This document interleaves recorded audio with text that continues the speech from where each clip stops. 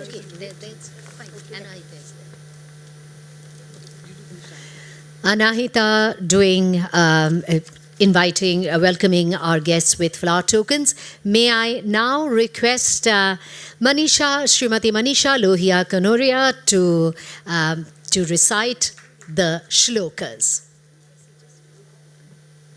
I'll finish. I think I'll just shift it a little bit. I think, is it okay here? Okay, like this. This fine? Invoking the Gayatri mantra.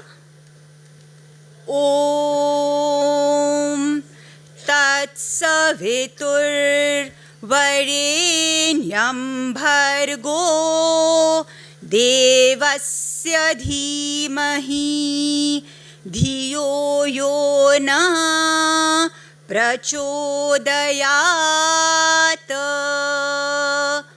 Om Tat Savituhu Savitur Varenyam Bhargaha Bhargo Devasya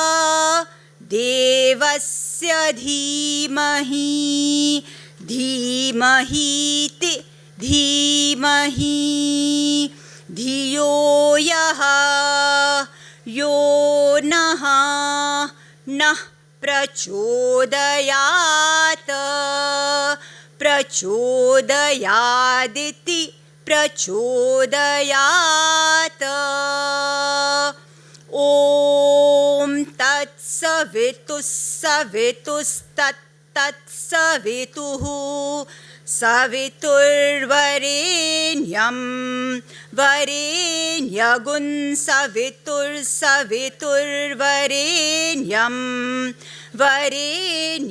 Bhargo Varenyam Bhargaha Bhargo Devasya Bhargo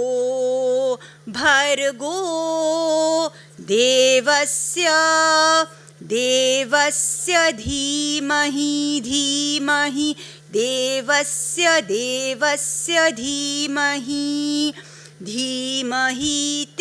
Dhimahi Dhiyo Yaha Yo No Naha Nah Prachodayat No Nah Prachodayaditi Prachodayat. Om Tat Savitus Tat Savitur Varenyagun Savitus Tat Savitur Varenyam Varenyagun Savitur Varenyam Bhargo Varenyagun Savitur Varenyam Bhargaha Varenyam Bhargo Varenyam Bhargo Devasya Bhargo Varenyam Bhargo Devasya Bhargo Devasya Bhargo Devasya Dhimahi Devasya Bhargo Devasya Dhimahi Dhiyo Yo No Dhiyo Yo Naha Yo Nah Prachodayat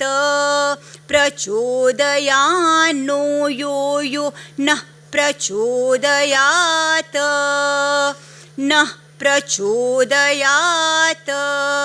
प्रचोदयान्नो नः प्रचोदयात् प्रचोदयादिति प्रचोदयात् ॐ शान्ति शान्ति शान्तिः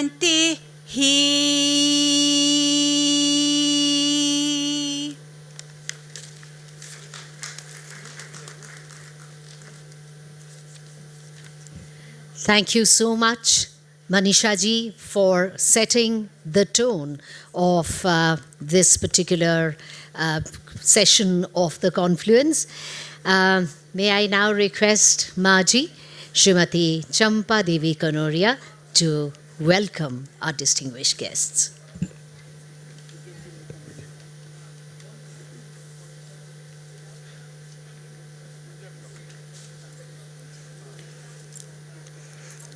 ओम शांति। आदरणीय ब्रह्मा कुमारी राजयोगिनी अस्मिता जी बहन हमारे बीच पधारी हैं। हम उनका स्वागत करते हैं, स्वागत करते हैं, स्वागत करते हैं। धन्यवाद, धन्यवाद, धन्यवाद। आपने अपनी मधुरमय वाणी से संगीत की सुर संहिता बहाकर हम सभी के जीवन को आनंदमय बनाया है। सर्वशक्तिमान परमपिता परमात्मा शिव बाबा के मधुर गीतों के माध्यम से ज्ञान की गंगा बहाकर सत्य मार्ग पर चलने की प्रेरणा दे रही हैं। उनका मैं बहुत बहुत आभार व्यक्त करती हूँ। अभिनंदन, अभिनंदन, अभिनंदन।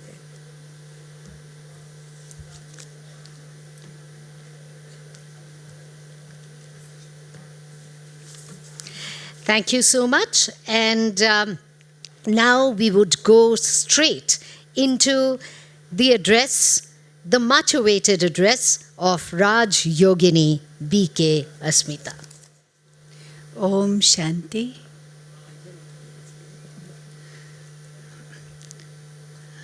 बहुत ही सुमधुर गायत्री मंत्र के साथ हमने ये सेशन आरंभ किया है।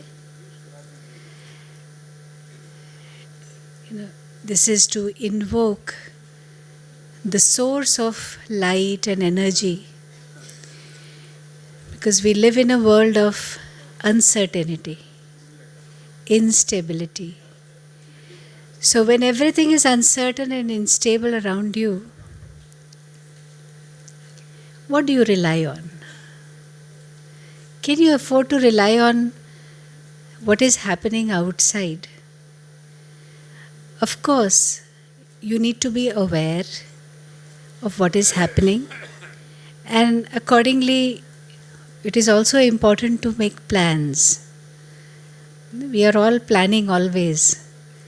We'll do this over the weekend, we'll do that over the next coming year. We are now entering a new year already. Already the year is past, 2024.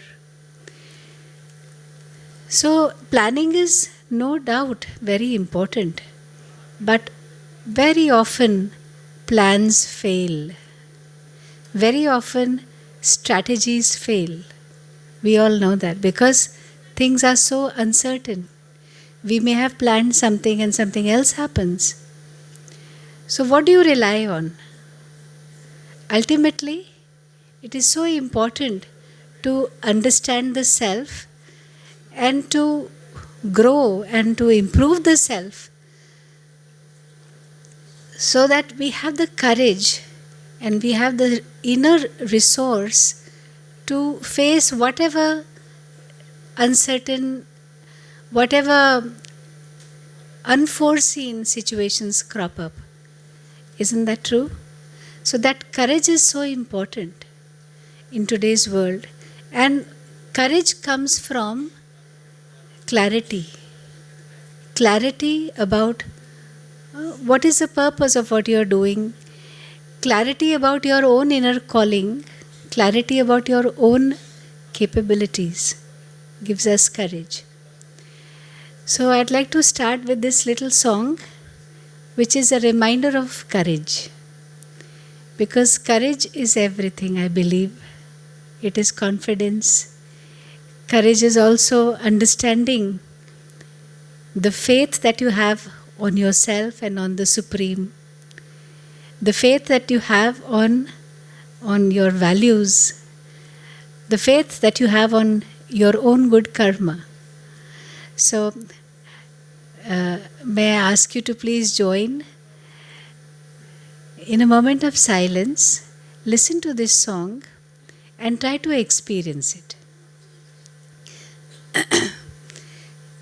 ये मत कहो खुदा से मेरी मुश्किलें बड़ी हैं, ये मत कहो खुदा से मेरी मुश्किलें बड़ी हैं, ये मुश्किलों से कह दो मेरा खुदा बड़ा है.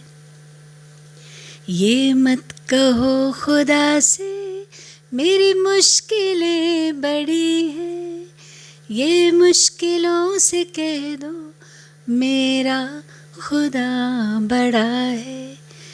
आती है आंधियाँ तो कर उनका खैर मकदम, आती है आंधियाँ तो कर उनका खैर मकदम, तूफान से ही तो लड़ने खुदा ने तुझे गढ़ा है. ये मत कहो खुदा से मेरी मुश्किलें बड़ी हैं, ये मुश्किलों से कह दो मेरा खुदा बड़ा है. So, to rely on that courage that we have inside. Excuse me, I think I haven't had water for some time.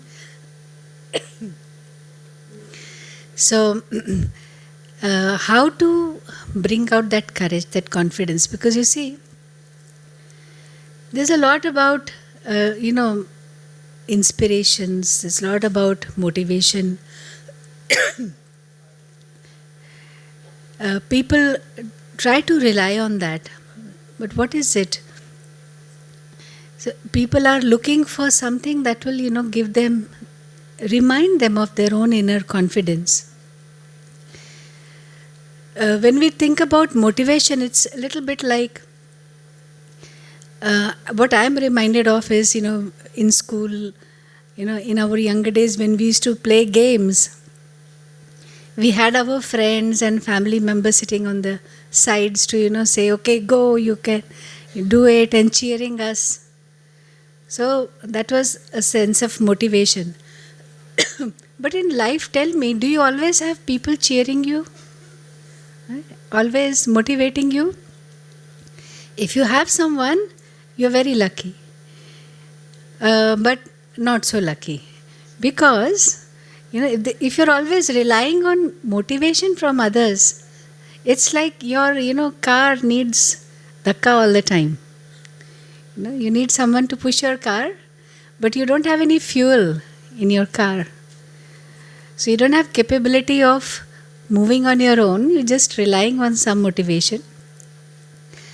Unfortunately, what many of us are doing, many of the parents that we see, they are trying to make things very comfortable for their children. And why not? Of course. They try to make life very, very comfortable, very easy, providing everything possible. Tell me, if there is a person who has, grown up in a very comfortable environment, getting everything that he wants or needs, everything simply, achieving everything, getting everything. Now he is a youth. Do you think he's a very powerful person? Strong person? What do you think? Yes? A person who has grown up getting everything in life, where everything has been so easy, you think that person would be a strong personality? Not at all, because he never had the chance to to develop that inner strength which is there. He's always relying on some kind of external push or external inspiration, external forces, which is not at all reliable. So as I said earlier, we are living in an environment which is so unstable, and so it is so important to learn to have that drive from within, to know how to keep your car with enough fuel to get you on, and not rely on the pushes or not rely on a tow truck to always tow you along. Yes, when we are receiving appreciation, or when we are this is the world of liking people and following people, with all the Insta and all the different ways we are following somebody, or we have a lot of followers maybe. So this is a world of fan following. If you somebody's fan, you just feel good looking at that person, or you feel good talking about that person. So everywhere you have that person, the pictures, you have everything that reminds you of that person, because that person makes you feel good. But then again, it is not helping you to bring out your own strength. And so when we talk about, okay, it's good to take inspiration from everybody, from anybody and everybody. If you try to look around, you will find there is something that is inspiring you. In every person, there's something good. But there is one condition: what will allow you to get that inspiration? May I just ask you to look around this hall, this beautiful auditorium? Take a good look. It's a nice auditorium, very well decorated. Okay, and I will ask you to please notice and count how many white things you can see in this hall. White. My dress is white. Respected, yes? Yeah, the respected Imam's dress is also white. And the chair is also white. Anything else? Look, you can look around at the back also, notice. Yeah, the flowers, the decoration in the ceiling is also white. Yeah? I don't know, what is the color of this? Is it white? Can you see some whites here in the podium? All right. Count how many, very carefully, very attentively. Look how many white things, yeah? All right. Background is white. Now, can I ask you, many of you are wearing white also, no? Many of us wearing white. Fine. Now, can I ask you to just close your eyes and recall how many white objects can you recall that you have already seen in this auditorium? Just show me with your fingers. 1, 2, 3, 4, 5, whatever. But you have to keep your eyes closed and show me with your fingers how many white objects you can recall seeing in this auditorium. Okay, I can see as many as 10 fingers, okay? 10 fingers? More than 10? Okay, 7 here. 10 more. Many of you are showing 10 fingers. 8. All right, 6. Good. Now keep your eyes closed and now try to remember how many blue objects you saw in the room. You don't have to see now. You've already taken a good look around the auditorium. So how many blue things can you see? Can you recall seeing? Show me your fingers. Blue. Without opening your eyes. Yes. Okay. 3, 4. Many of you not showing any fingers at all. So you can't remember anything? Okay, 5. Good. 4. All right. Now you can just take a look around. How many blues can you see? All those chairs in the center are blue? Yes. How many of you wearing blue? Can you show me your hands? Okay. Many of you wearing blue. And the bottles on the stage are blue? Yes? And the logo is blue. Yes. What else? Now, when you were looking around for white, weren't you already also seeing the blue and red and yellows and all other colors? Yes, but why was it difficult to recall how many blues you saw? You had your eyes open. You were looking around carefully. Why are you not able to recall as easily as you are able to recall the whites?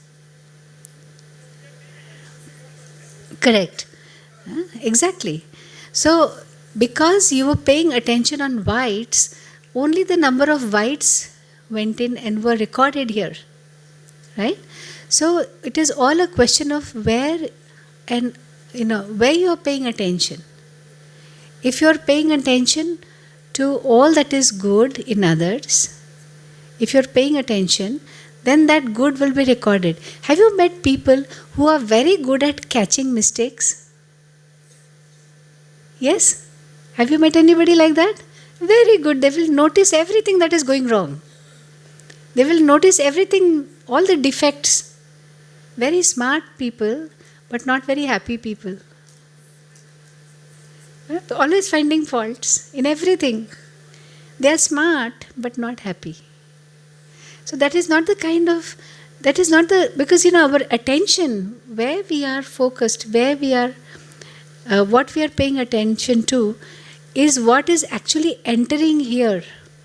So if I am always attentive towards defects and faults, what is entering is not going to be something very pleasant. And if I am taking care or I am attentive of what is happening good, all the good things around me and in people and in situations, then only that is going to enter. This is such an important thing. And so, the words I was singing, ये मत कहो खुदा से मेरी मुश्किलें बड़ी है. So what am I paying attention to? All the difficulties in my life, all the things that are going wrong, और ये मुश्किलों से कह दो मेरा खुदा बड़ा है. Or am I paying attention to the source of my strength? And what is the source of my strength? Is it only the appreciation I am receiving from others, the encouragement I am receiving from, because it is very highly risky to be able to always depend on what is outside, because you can never be sure you're going to get it. So, in the growing uncertainty and unstable world around us, can we focus on that which will always give us strength, always give us clarity? And spirituality is all about understanding the self with clarity. Who am I? I am not merely what is apparently visible, tangible. I am a spiritual being. I am a spiritual energy, a conscious energy. So, which is known as the Atma. So, being conscious of being a soul. I am a soul. I am an Atma. So, that consciousness helps us, because everything is centered about me and mine. If you look at around us, सारी दुनिया me and mine पर ही चल रही है, मैं और मेरा. But in a very limited sense. मैं is my name, my position, my possessions. Mera, my possessions. And this is known as body consciousness. We are only conscious of the body and the very limited things that we can acquire with this body.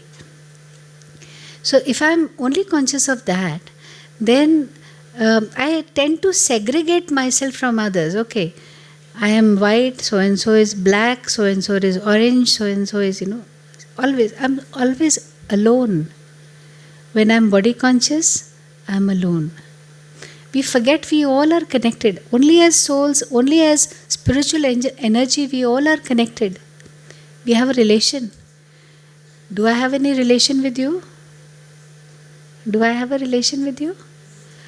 not physical, but yes, spiritually. You have a different father, I have a different father. You have a different home, I have a different home. Your background is different, mine is different. There's only one thing that connects us. Bodies are different. All right, we are all human beings, but bodies can be black, white, can have different, backgrounds and understanding about the body. But the soul, we all come from one home, we all belong to that one. And so, as souls, there is a feeling of connectedness. But yes, we have been betrayed many times. And so, we don't want to depend on others. Our past hurts and past bad experiences tend to make us think, okay, na kisi ke upar bharosa nahi karna hai. To be only to have only faith on yourself. Okay, but there is one who is always worthy of trust. Always. And who is that one? The Almighty. So if I have connection with that Almighty, then it helps me to have a better connection with everyone else. So I'll continue with this song. I hope my voice allows me. ये मत कहो खुदा से मेरी मुश्किलें बड़ी हैं, ये मुश्किलों से कह दो मेरा खुदा बड़ा है। अग्नि में तप के सोना है और भी निखरता, अग्नि में तप के सोना है और भी निखरता, दुर्गम को पार करके हिमालय कोई चढ़ा है, लाएगी रंग मेहनत आखिर तुम्हारी एक दिन, होगा विशाल तरुवर वो बीज जो पड़ा है, ये मत कहो खुदा से. So don't be scared of the adversities, don't be scared of the difficulties, because they are only bringing out the best in you if you are positive. If you are attentive towards your inner goodness, then every situation will help to bring out the best. I was listening to the sharings of one businessman recently. I would like to share with you. He said, he's a very successful businessman. So he was telling that earlier he said we were running after the customers all the time. Always running after customers. Please buy my product. Please buy my product. And the customers have their own moods, their own liking. So sometimes they listen, sometimes they don't listen. Not something we could rely on. Their taste keeps changing. So we had to, really run after them.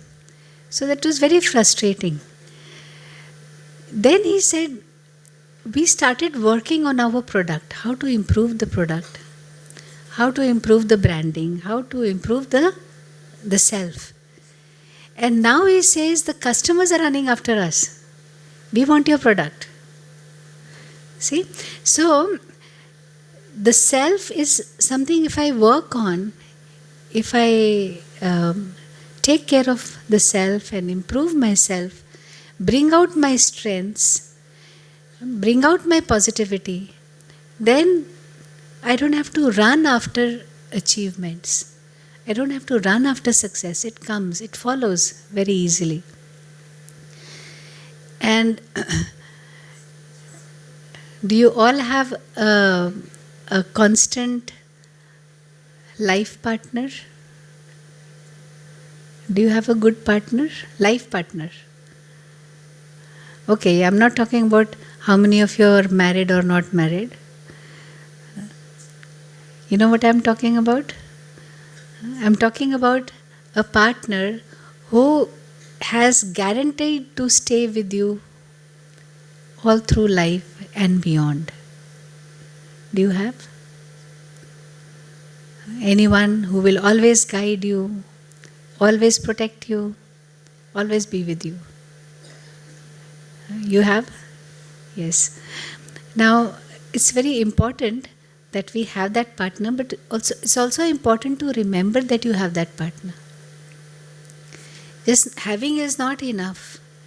To call and to take the company of that one. So we all have our own way of remembering that one, the Supreme. That's fine. But connecting and keeping company with that Supreme is so important. To experience the benefits of having that one with us. I've heard that in this Mahabharata serial they were showing, somebody asked God, they asked, like they have portrayed Shri Krishna as the Pandavas' friend. So they asked Shri Krishna, why didn't you guide the Pandavas? When they were making a mistake, when they were, playing, they were gambling, why didn't you guide them? You should have guided them. You were their friend. You should have told them, you're going wrong. Don't commit this mistake. Why didn't you do it? So the answer he gave was, oh, it's simple. I was just standing and waiting, but nobody called me. Nobody called me. Same thing he said when Draupadi asked him.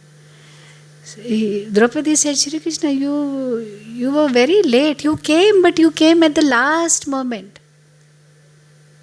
At the 11th hour, that time you came. You should have come earlier. So again the same, she said, बहुत देर कर दी. देर नहीं, मैंने नहीं की देर, तुमने की. You were, with folded hands requesting everybody, Dronacharya and all Bhishma, Pitama and everyone. But you never even remembered me once. Only at the end when you remembered, I came immediately. So now, why I'm telling you this? In life, when something goes wrong, that time we start blaming Upparwala. You never helped me. Every day I'm doing this for you. Every day, and you never came when I needed you. Why didn't you come? Okay, we all know that karma has its own important role. So what you do, you get. But even then, he should have helped me. He should have. So, do we actually take his help? Help in the sense, do we not just ask for help, but make that companionship, that relationship with the Supreme, so that we can, draw on his energy. I'll give you just 2 examples, and before I finish the song. Just a couple of days back, I had to go somewhere, and I didn't have any means of conveyance of going. So there was this young boy, he's maybe, just turned 18. He said, Didi, I can drop you. Where do you have to go? I will drop you.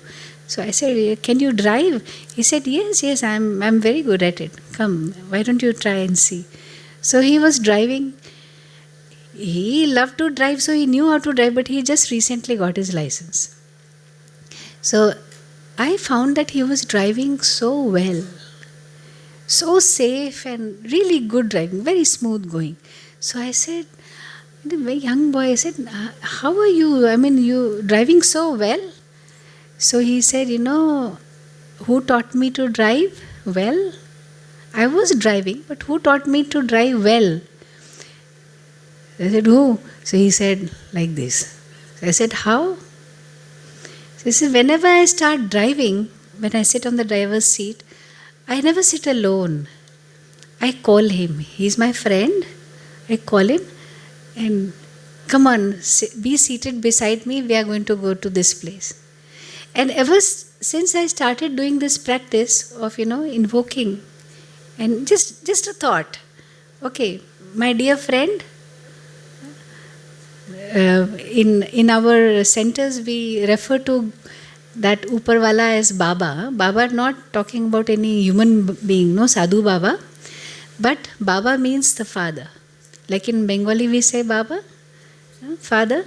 So refer to, he said, I call him and that Baba, that supreme energy, the supreme parent of all souls, he comes and sits beside me. That light is there, and I am thinking that I should be driving in a way that, I can't make the car go on a bumpy ride. I can't make him, suffer if I'm not driving well. So I follow all the traffic rules. I never violate any traffic rules, and I make sure my vehicle is going smooth. See, because he's sitting beside me, and he says, and then that helps me to, go through a lot of problems very easily. That helps me to, find traffic-free roads. Even in when there's a lot of jam, even then I can get through when I have him. And when he's not there, then there are problems. So this is a thought actually that just makes us more attentive. And that is why, the science behind the spirituality is to have your attention on that which is right. Being attentive about thinking the right things. That's all that spirituality is about. Where to keep your attention. And that is why it is known as dhyan. Dhyan is, where is your attention? There's another person, who is in charge of our kitchen. In Mount Abu, we have a huge kitchen with thousands of people there. So he was telling his experience. Once, they were making some curry and it got burnt. Curry, it got burnt. And so there was this burnt smell coming. So he thought thousands of people are going to be there eating it, as prasad, and that burnt smell, and he couldn't do anything about it. They tried to change the flavor, but nothing was going right.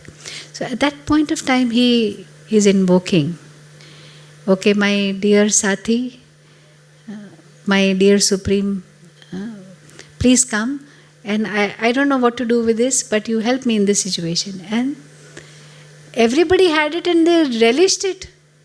He said, Sabka naak band kar diya. Nobody got that burnt smell. I mean, these are so many experiences like this which help us to understand the Supreme Being. Another person I remember, he had some problem in his factory. He was sitting there in our class in the morning and he got a phone call. There was an accident in his factory. So he was looking very peaceful. He said, I have to go directly to my factory because there's been some accident and a lot of Jamela taking place. But then he said, it'll take me 2 hours to get there, but doesn't matter. I have sent Baba already. Take care. Now you understand what I mean by Baba? The Supreme. So I've already sent Baba to take care. And in the evening he's telling us everything was taken care of by Baba. So that strength, that faith, it's not blind faith. It's known as Nishchay Buddhi. In the Gita it says Nishchay Buddhi. So having faith of the intellect, where you cannot make any more efforts. After making your full efforts, you have the faith that your inner goodness is going to result in something good. Or even if something goes wrong, it is going to help me to get an experience of learning, of improving myself. So that is a kind of faith.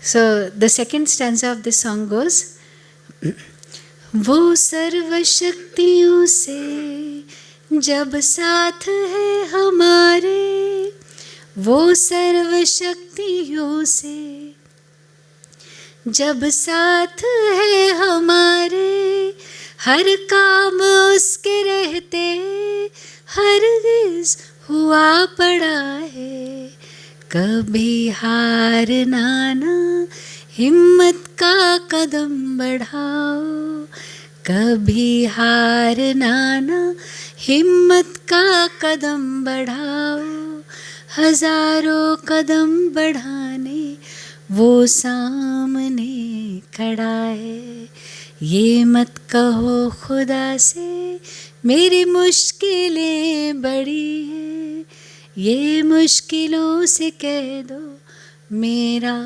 खुदा बड़ा है. Would you like to join with me in singing? ये मत कहो खुदा से मेरी मुश्किलें बड़ी हैं, ये मुश्किलों से कह दो मेरा खुदा बड़ा है, मेरा खुदा बड़ा है, मेरा खुदा बड़ा है.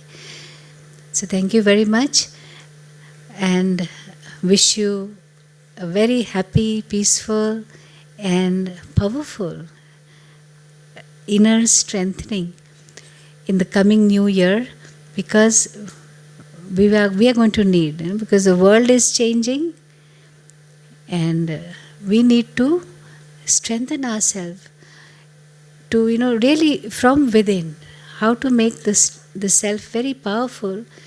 Because if we are only working outside, trying to make some changes outside, it is like rearranging the chairs on the deck of the Titanic. Rearranging chairs on the deck of the Titanic. We really need to work on something that is inside, because when I change, the world changes. Thank you very much. Om Shanti, and thank you so much for that lovely welcome. Om Shanti.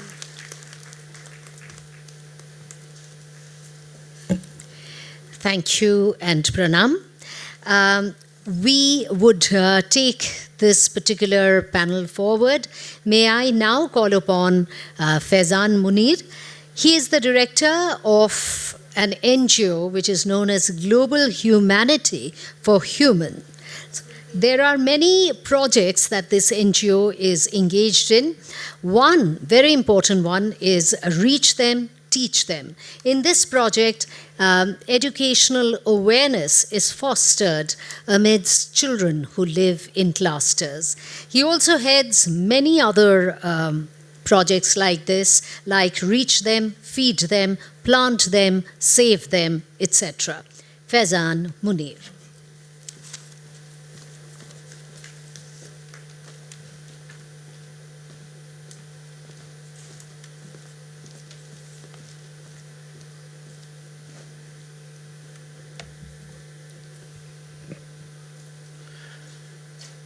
Good afternoon, everybody, ladies and gentlemen. Assalamu alaikum. Nahmaduhu wa nusalli ala rasulihil kareem amma ba'd. My name is Faizan Munir. I'm a director of an NGO known as Global Humanity for Humans.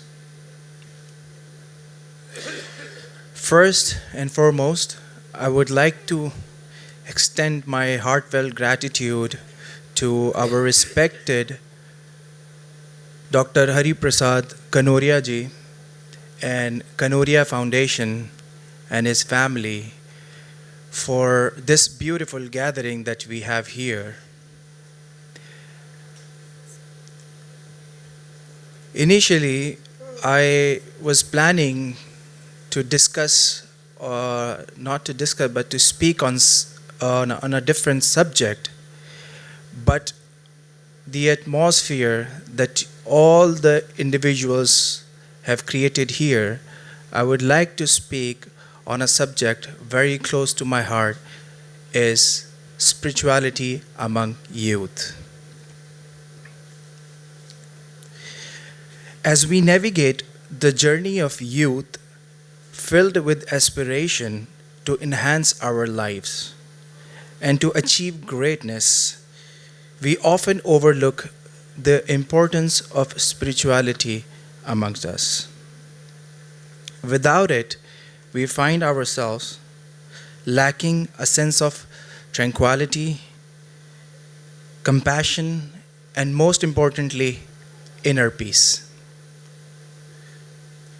which is very crucial in today's fast-paced life.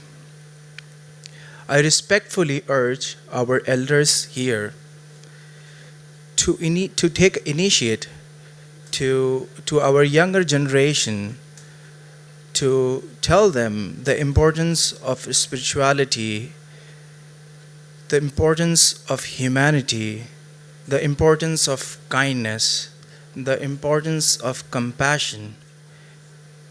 Because as a young kid, a kid who graduates from a high school after the grade 10th, the parents are looking at the kid and the kid is looking for the better stream. For example, some kids takes the humanity as a subject. For some kids, they take science as a subject. For some kids, they take as a commerce as a subject. Once they finalize it, they go into that stream.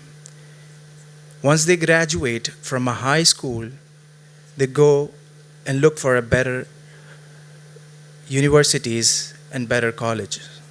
They go to the college, they graduate from a college, and after the graduation, some people look for masters and they try to find a better university and they go for a master's there. After that, they've tried to find a better job for themselves. Once they find a better job, they go and marry and settle themselves. Once they are married, they want to have a kid. So now what happens, the same kid is going to do and follow the same footprints that his parents did to themselves. Is it what we call human? This is not human. This is totally robotic life that we are all having. This is totally robotic. We need to enhance the humanity.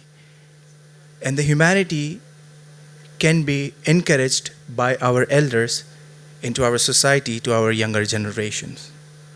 I would like to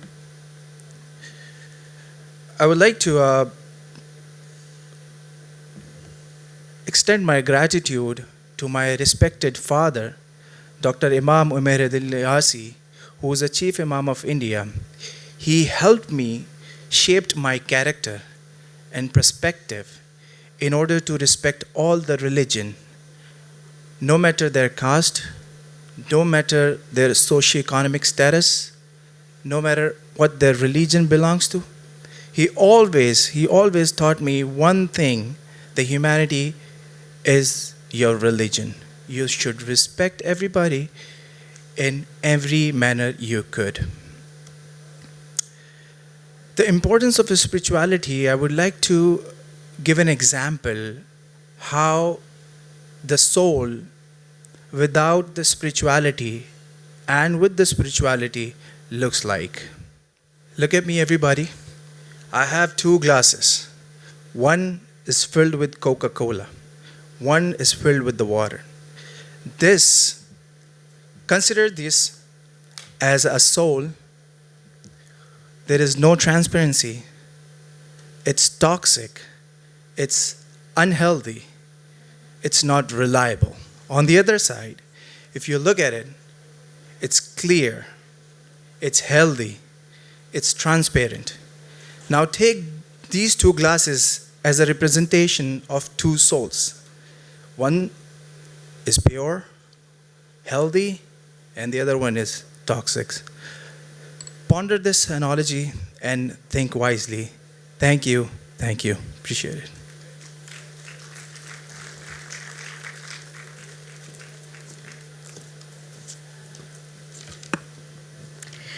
Thank you so much.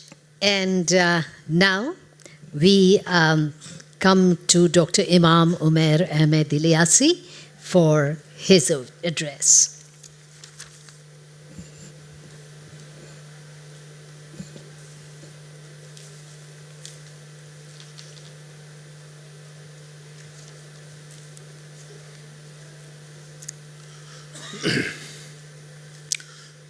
बिस्मिल्लाहिर्रहमानिर्रहीम नहमदु व नसल्ली अला रसूलिहिल करीम अम्मा बाद।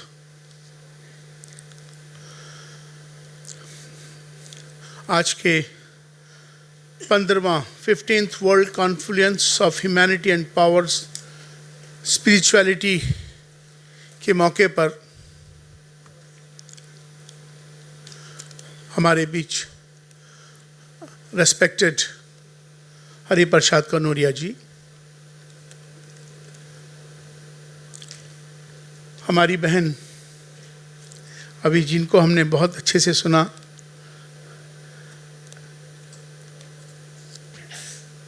हमारी Mrs कनौरिया, आदरणीय आचार्य गोस्वामी सुशील जी महाराज और मेरे बेटे फैज़ान मुनीर और आप,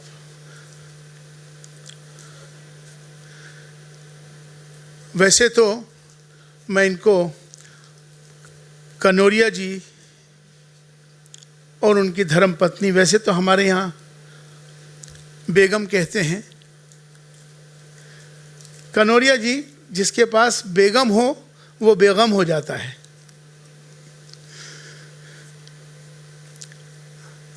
इस प्रोग्राम को करने के लिए जिस तरह से हर साल कनौरिया फैमिली कनौरिया फाउंडेशन इसको ऑर्गेनाइज करता है, वो अपने में एक प्रोग्राम नहीं है, उसे मैं एक इबादत और एक पूजा समझता हूँ।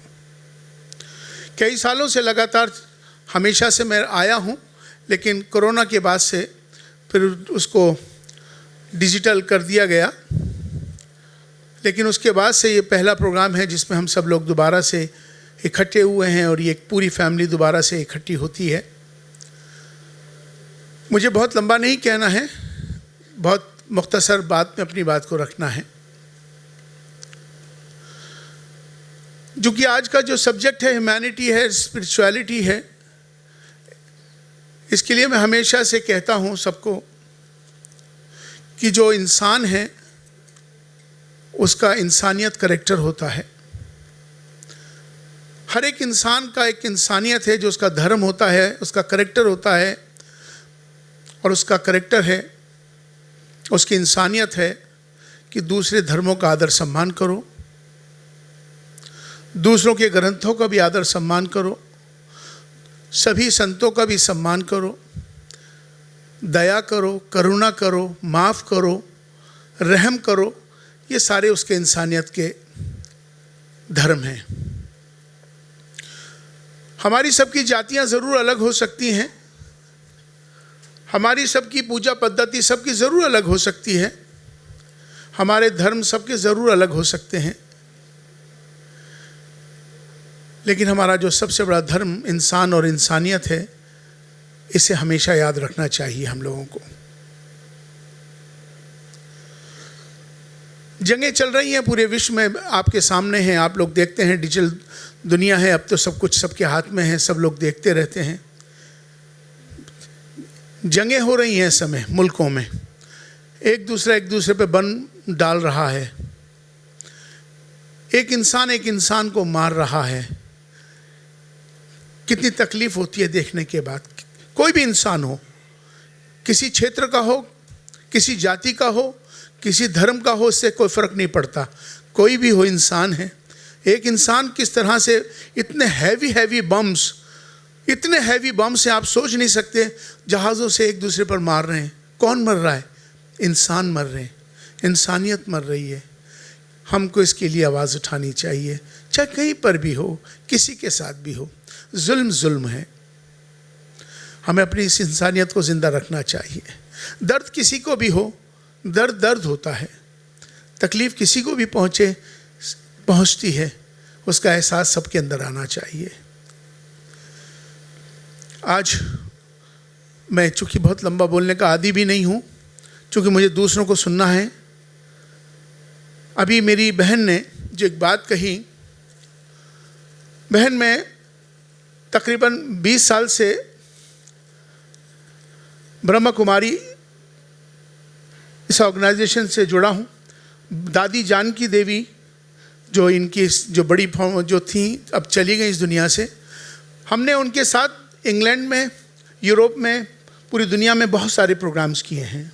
तो दादी जानकी देवी और मैं, श्री रविशंकर जी, बहुत मिलके हमने बहुत सारे प्रोग्राम्स किए। बहन बहुत अच्छा आपने बोला, आपने बहुत अच्छी बात को रखा, लेकिन कहीं आपने जिस तरह से एक बात कही, ऊपर वाला, जो शब्द है ना आपके, ऊपर वाला, ये बात सच है। दुनिया में कोई भी ये नहीं कहता कि नीचे वाला, हर आदमी क्या कहेगा? ऊपर वाला। और सब क्या बोलते हैं? एक है। कोई दुनिया में कहीं पूछ लीजिए, गॉड इज वन, वो एक ही है, एक मालिक, सबका मालिक एक, हर कोई बोलेगा एक है। फिर कॉन्फ्लिक्ट कहाँ है? जी, कॉन्फ्लिक्ट है कि जो मेरा वाला है वो सही है, जो मैं कह रहा हूँ वही सही है, मैं ग्रंथ सही है, मेरा गुरु सही है। कॉन्फ्लिक्ट यहाँ आके होता है। आपने बहुत अच्छी बात कही, खुदा। आमतौर पर बहुत से लोगों को खुदा, मैं सबको ये कहता हूँ कि वो एक ही है, उसका नाम खुदा भी है, उसका नाम रब है, उसका नाम परमात्मा भी है, उसका नाम ईश्वर भी है, वो है एक ही। ये सच्चाई है, नाम अलग अलग हैं। अभी मैं कोल्हापुर के तरफ जा रहा था, तो मेरा प्रवास था कोल्हापुर। तो वहाँ पर कोल्हापुर में एक प्राचीन मंदिर है, बहुत बड़ा मठ है, बहुत बड़ा पुराना। तो स्वामी जी को पता चला इमाम साहब प्रवास पर हैं कोल्हापुर के। उन्होंने अपने लोगों को बोला कि इमाम साहब को कहिए ना कि एक बार हमारे मठ में आ जाएं। तो हमने कहा ठीक है, हमने उनकी दावत कबूल की और हम उनके मठ में चले गए। आप यकीन माने कि इतना प्राचीन मठ है कोल्हापुर के अंदर, और उन्होंने 60 गांव एडॉप्ट किए हुए स्वामी जी ने। और वो इतने, किसी को पता नहीं है, इतने सिंपल आदमी है वो, किसी कोई जानकारी नहीं है। 60 गांव एडॉप्ट किए हुए हैं स्वामी जी ने, और इंसानियत का इतना बड़ा काम कर रहे हैं, आप सोच नहीं सकते। उनके अंदर कोई भेदभाव, किसी धर्म को लेकर, किसी जाति को लेकर कोई भेदभाव नहीं। 60 गांवों को एडॉप्ट कर कर वो एक अच्छे इंसानियत का पाठ पढ़ा रहे हैं स्वामी जी। तो उनके स्वामी जी का बहुत बड़ा गुरुकुल है, उसमें हज़ारों बच्चे आचार्य वहाँ से बन के निकल रहे हैं। तो स्वामी जी ने कहा, एक बड़ा कार्यक्रम उन्होंने सांस्कृतिक मेरे वेलकम के लिए किया, और उसके बाद एक बड़ा प्रोग्राम रखा। तो बच्चे बैठे थे सारे, तो उन्होंने अपने अपनी परफॉर्मेंस बच्चों ने दिखाई। उसके बाद स्वामी जी बोले कि इमाम साहब, ये बच्चों से अगर आप कोई प्रश्न करना चाहें तो आप कोई प्रश्न कर लीजिए। तो मैंने कहा ठीक है स्वामी जी। तो मैंने बच्चों से एक सवाल किया जो मुझे हमेशा याद रहता है। मैंने, बच्चों ये बताओ कि ईश्वर में और भगवान में क्या अंतर है? ईश्वर में और भगवान में क्या अंतर है? तो सब बच्चों ने, ज़्यादातर बच्चों ने कहा इमाम साहब सब एक ही है ना, भगवान भी वही है, ईश्वर भी वही है। ज़्यादातर लोगों ने मुझे ये जवाब दिया। लेकिन उसमें से बहुत देर के बाद एक बच्चा खड़ा होता है, बड़े कॉन्फिडेंस के साथ उसने हाथ उठाया। पहले वो वॉच करता रहा कि सब लोग क्या बोलेंगे, फिर उसके बाद उसने हाथ उठा के कहा इमाम साहब इसका जवाब मैं दूंगा आपको। तो मैंने कहा ठीक है बेटा, खड़े होइए। मैंने, क्या नाम है आपका? कहने लगे राम प्रसाद। मैंने कहा बताओ बेटा। कहने लगे इमाम साहब ये कोई आपने प्रश्न किया है, ये तो बहुत सरल है। मैंने, अच्छा बताओ आप बेटा। कहने लगे इमाम साहब बहुत बड़ा फ़र्क है भगवान में और ईश्वर में। मैंने, क्या फ़र्क है? कहने लगा इमाम साहब ईश्वर अजन्मी है, वो किसी से जन्म नहीं लेता, उसका कोई रूप कोई आकार नहीं है, वो हमेशा के लिए है, वो अजन्मी है। मैंने कहा बिल्कुल बात ठीक है। कहते हैं जो किसी से जन्म लेगा, जन्म लेकर आएगा, वो भगवान हो सकता है लेकिन ईश्वर नहीं हो सकता। सेम थिंग बिल्कुल इसी तरह से हमारे यहाँ भी कुरान के अंदर बिस्मिल्लाहिर्रहमानिर्रहीम कुल हुवल्लाहु अहद अल्लाहुस समद लम यलिद वलम यूलद वलम यकुल लहू कुफुवन अहद, उसी ईश्वर के लिए वो बात वहाँ पर यही बिल्कुल जो उन्होंने कहा यही हमारे यहाँ है। हमारे यहाँ भी उस निराकार की इबादत करते हैं, पूजा करते हैं, जो कोई जिसका कोई रूप कोई आकार नहीं है। इसी तरह से उनका जो कलमा है सनातन का, एकम ब्रह्मम द्वितीय नास्ति, हमारे यहाँ भी वही है सेम, ला इलाहा इल्लल्लाह, और उस ईश्वर के अलावा कोई नहीं है। देखिए आपने खुदा बोला तब भी वही बात जा रही है, आप ईश्वर बोलती, आप परमात्मा बोलती, सचमुच यही है। और हमें सबको एक दूसरे का इसी तरह से ख्याल रखना चाहिए, सब जो को मिलजुल के रहना चाहिए। अब मैं चूँकि बहुत लंबी बात कर गया, मुझे इतना बोलना नहीं था, लेकिन फिर भी कनौरिया जी आपका जो स्लोगन है ना, वो स्लोगन ऐसा स्लोगन है जो सबको एक करता है। आप चूँकि वैसे आपका खुद का भी एक करेक्टर वही है, all in one one in all, इसी में सब कुछ है। हमें यही सबक, यही इस पर अमल करना चाहिए। मुझे लगता है कि कोई भेदभाव, किसी तरह का आपस में कोई टकराव बिल्कुल नहीं होगा। अब मैं अपनी बात को यहीं पे चूँकि अब ख़त्म कर रहा हूँ। वैसे तो मैंने 2-3 चीज़ें लिख ली थी, लेकिन ये समय ऐसा नहीं है। समय चूँकि हम स्वामी जी को सुनेंगे और लोगों को सुनेंगे, कभी आपके सामने आएंगे फिर लंबी बात आपके सामने ज़रूर रखेंगे। लेकिन मैं अपनी नसीहत की बात को ख़त्म करने से पहले मैं कनौरिया जी को मुबारकबाद और उनका शुक्रिया। जिस तरह से ये कल से लेकर आज तक ये जो प्रोग्राम चला, बहुत अच्छे ढंग से एक एक चीज़ का आपने ख्याल रखा है। आपकी हॉस्पिटैलिटी के लिए और इस प्रोग्राम के लिए आपको और आपके पूरे परिवार को मैं मुबारकबाद दूंगा। और इस मुबारकबाद के साथ साथ मैं असल में जो इसके प्रोग्राम के पीछे जो असल शख्स था, मैं उसको भी चाहूँगा कि मैं उसके लिए भी दुआ करूँ और उसके लिए भी उनको भी मुबारकबाद पेश करूँ। वो है इस प्रोग्राम के पीछे राहुल वर्मा। इस पूरे प्रोग्राम को राहुल वर्मा ने, मैं देख रहा था राहुल वर्मा को और काफ़ी समय से देखता हूँ कि एक एक मेहमानों को किस तरह से उन्होंने बुलाना है, किस एक एक मेहमान का, एक एक अपने अतिथि का कैसे ख्याल करना है। तो हमें सबको मिलकर एक बार ताली बजानी चाहिए राहुल वर्मा जी के लिए और सभी के लिए। दूसरी बात, अपनी नसीहत दे के बात को ख़त्म कर रहा हूँ। इंसानियत क्या चीज़ है उसे अपने जीवन में उतारेंगे तभी वो आएगा। कहने से और बोलने से नहीं आता, अपने आचरण में उतारेंगे तभी उसका एहसास और उसका आपको पता चलेगा कि इंसानियत क्या है। मेरी नसीहत इस समय बस एक ही है कि मैं अभी होटल पे ठहरा था, देख रहा था, अभी आ रहा था, जा रहा था कि एम्बुलेंस बहुत तेज़ी से जा रही हैं, आ रही हैं, आपने भी सुनी होंगी। आप यकीन माने कि जब भी आप एम्बुलेंस देखा करें, कोई भी एम्बुलेंस हो, वो रो रही है, उसका जो साउंड है ना वो रो रहा है, तकलीफ़ में है। कोई शख्स उसमें जा रहा है जो तकलीफ़ में है। मुझे नहीं मालूम औरत है, मर्द है, काला है, गोरा है, कौन से धर्म का, हमें नहीं मालूम। हमें इतना मालूम होना चाहिए, कोई भी इसमें कोई भी जा रहा है, खुदा का बंदा है, कोई भी इंसान उसमें जा रहा है, तो सबसे पहले जैसे ही एम्बुलेंस आप देखा करें तो सबसे पहले आप यकीन माने इस अमल को करके देखना, आपके जीवन में आपको कितनी, आपकी आत्मा को कितनी खुशी मिलेगी, इसका एहसास आपको होगा। जैसे ही आप एम्बुलेंस को देखें, फ़ौरन सबसे पहले उसे रास्ता दे दें और रास्ता देने के बाद 1 मिनट जिसमें भी, जिस भगवान में, जिस ईश्वर में आपकी आस्था होना, उससे हाथ उठा के हे ईश्वर, हे परमात्मा, जो भी शख्स इस एम्बुलेंस में बीमार जा रहा है उसको शिफा दे दे, सेहत दे दे, उस पर रहम फरमा दे। इसकी अगर आप दुआ मांगेंगे ना, मेरा यकीन और दावा है कि ये हमारी दुआ निस्वार्थ है और वो सीधी अर्श पे जाती है जब हम निस्वार्थ किसी के लिए मांगते हैं, और वो दुआ उसको लगेगी, ये गारंटी है। इस बात का मेरा दावा है कि वो जैसे ही हमने दुआ मांगी उसके लिए, चूँकि निस्वार्थ है, वो दुआ उसको लगेगी और दुआ लगते ही वो ठीक होगा। उसके बदले हम सबको नेकियां मिलेंगी। आप अंदाज़ा करके सोचिए, कभी आपका एहसास करके देखिए, मैं भी जा सकता हूँ, आप भी जा सकते हैं, कोई भी जा सकता है। अगर उस एम्बुलेंस में कोई जा रहा हो और कोई हमारे लिए दुआएं मांग रहा हो जिसे हम जानते भी नहीं हैं, तो इससे बड़ी इंसानियत, इससे बड़ा अमल कोई नहीं हो सकता। बहुत बहुत शुक्रिया।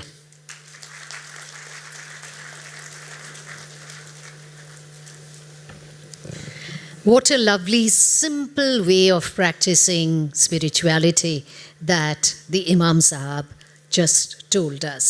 Surely we would practice as you have prescribed.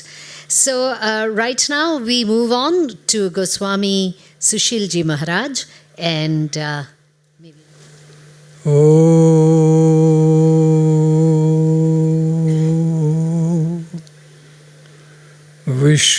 विश्वानिदेव सवितरदुरितानि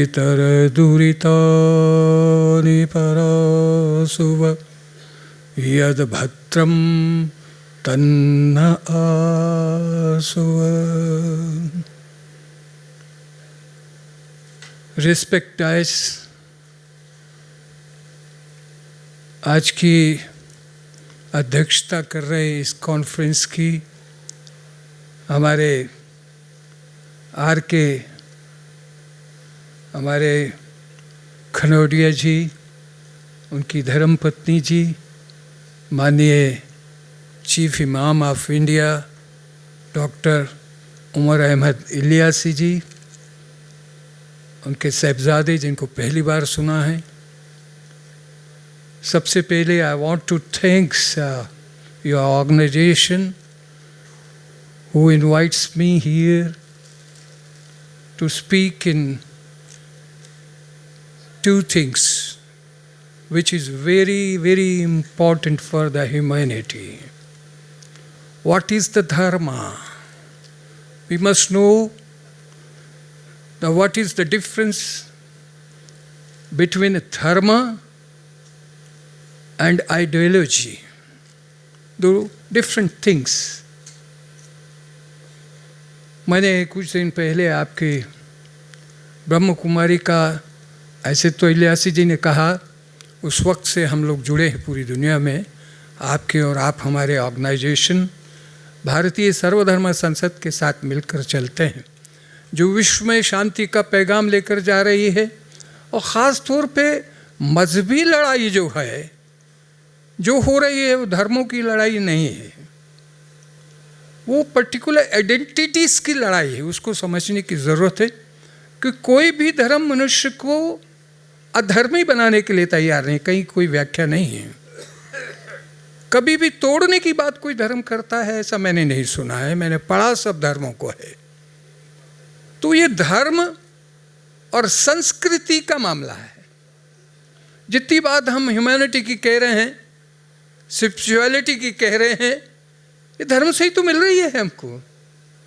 मगर धर्म को मानते मानते संस्कृति को जो हम छोड़ते जा रहे हैं, वह लड़ाई का कारण है। उसको समझने की ज़रूरत। लड़ाई क्यों होती है? घर में भी होती है, भाइयों में भी होती है, पड़ोस में भी होती है, और देश के साथ भी होती है। इस लड़ाई को मिटाना है, उसको धर्म के साथ जोड़ना नहीं है। कोई भी धर्म हमें अलग नहीं करने की बात करता, शांति की बात करता है। आजकल आप देख रहे होंगे उसमें सब चीज़ें कवर हो जाएंगी। जो मैंने आपके प्रोग्राम में कहा उस दिन, मुझे लगता है कि 20 से 22 तो हमारे महामंडलेश्वर उसमें उपस्थित थे। और मैं कभी भी अपने आप को महामंडलेश्वर होते हुए भी कभी ये आइडेंटिटी नहीं बताता हूँ। मैं अपनी बात करता हूँ, मैं किस मिशन के लिए काम करता हूँ उसके लिए बोलता हूँ। मैंने एक बात कही उनसे, क्योंकि मुझे मौका मिला कि सनातन धर्म की बात कहने वाले जो लोग हैं वो ज़्यादा वहाँ थे। तो मैंने कहा कि मुझे ऐसा लगता है जब हम सनातन धर्म की बात करते हैं तो शायद हम छोटे हो जाते हैं, और जब हम सनातन संस्कृति की बात करते हैं तो हम विश्वव्यापी हो जाते हैं। दोनों में थोड़ा सा भेद है। अगर उस भेद को हमने जान लिया तो रशियन को इतना लड़ाई करने का ज़रूरत नहीं था। जो मर रही है, इंसानियत मर रही है, इंसान मर रहा है, धर्म कहाँ मर रहा है? धर्म तो बढ़ रहा है। धर्म कहने वालों की संख्या तो बढ़ रही है, उसको समझने की ज़रूरत। आज का जो हमारा पैगाम होना चाहिए कि फ़र्क क्या है। मैं सनातन ही की बात कर रहा हूँ, और सबसे ये कहूँगा जो दूसरे धर्मों से विश्वास रखते हैं वह भी अपनी विचारधारा को विचार करें कि हम आचरण से क्या कर रहे हैं, क्या उसकी इजाज़त हमारा धर्म उसमें दे रहा है। अगर धर्म नहीं दे रहा है तो उस धर्म को मान के चलने का कोई फ़ायदा नुकसान तो नहीं है। जो ईश्वर की आवाज़ है, जब ये कहा इमाम साहब ने कि एक बच्चा अगर जवाब देता है कि ईश्वर और भगवान में अंतर क्या है, तो ये तो सत्यता है, इसको स्वीकार करने की ज़रूरत है कि भगवान कभी पैदा होता है तो आके अपना मैसेज दे के चला जाता है, यहाँ नहीं रहता है। और ईश्वर है जो अजर अमर है, निराकार निरूप निरंग देखा। कोई बता सकता है कि किसी भी धर्म में कि ईश्वर का आकार क्या है? मुझसे आप में से कोई उठ के पूछे गुरुजी क्या यहाँ हवा है, तो मैं कहूँगा कि हाँ ज़रूर है। तो आप कहेंगे दिखाइए। स्वामी जी कहिए नहीं, दिखाइए हवा कहाँ है। तो it's impossible for me to explain where is the hawa, everywhere. So ईश्वर कहाँ है? हर कण कण में व्याप्त है। उसको अपने नज़रिए से देखने की ज़रूरत है, जिसके लिए कनौजिया जी ने बरसों से प्रयास किया, जिसके लिए हम सबको बुलाया और उनको ये बताया कि हर मुल्क में, हर धर्म में किस तरह से इंसानियत को देखा जाता है, ह्यूमैनिटी को देखा जाता है, और किस तरह से मनुष्य जीवन जी सकता है। प्रकृति का दिया हुआ है। आप देखिए इस पृथ्वी में, ये बात बिल्कुल सही कही एक महात्मा ने कही बड़े खुले दम से कहा, ईश्वर की बात कही। और मैंने उसको जब मिलाने की बात की, क्योंकि दूसरा मेरा मजहब दूसरा है, उनका दूसरा था, तो लोगों ने गलत फहमी में कहा। तो उन्होंने मुझे बंद कमरे में जब उसका मतलब समझाया तो मैंने उसके घुसने की कोशिश की। वो इस्लाम को मानने वाले थे। उन्होंने आकर के मुझे समझाया। मैंने कहा मैं समझना चाहता हूँ कि आप क्या कहना चाहते हैं। तो उन्होंने कहा जब कुछ नहीं था इस दुनिया में तो कौन सा धर्म हुआ करता था। तो मैंने कहा कोई भी धर्म नहीं था। जब सृष्टि का निर्माण हुआ किसने किया? ईश्वर ने। ईश्वर ने किया तो उसने क्या बनाया? दो प्राणी बनाए, बहुत सारे प्राणी बनाए, आहार निद्रा भय मेथन सबको दिया, बराबर दिया, पशु को, पक्षी को और मनुष्य को भी दिया। मगर दो मनुष्यों को उत्पन्न किया, एक मेल एक फीमेल। अब वो ये कहते थे जब वो नहीं थे तो किसकी पूजा किया करते थे? तो इम्पॉसिबल है। इसका जवाब कौन दे सकता है? जब कुछ था ही नहीं तो धर्म कहाँ से आएगा? धर्म आया तो मुस्लिम समाज के लोग कहते हैं कि कहाँ से आया, तो उनके दो नाम हैं। और हम कहते हैं कि दो आए। हम सपरूपता की बात करते हैं और मनु की बात करते हैं। और वो क्या कहते हैं जनाब? आदम और ईव, हवा। और जब बोलना शुरू किया मनुष्य ने तो क्या बोला? जो मेरी बहनों का मिशन है, ओम शब्द जो हलक से निकला, तकलीफ से निकलता है, जरा देखिए नाभि से निकलता है ओम। ओ डर रहा था, घबरा था, सर्दी में ठिठुर रहा था, तो मुंह से क्या निकला? ओम। ओम शब्द का उच्चारण हुआ जो विश्व में हर धर्म में मान्य है। कोई धर्म ऐसा नहीं है जो ओम को नहीं मानता है।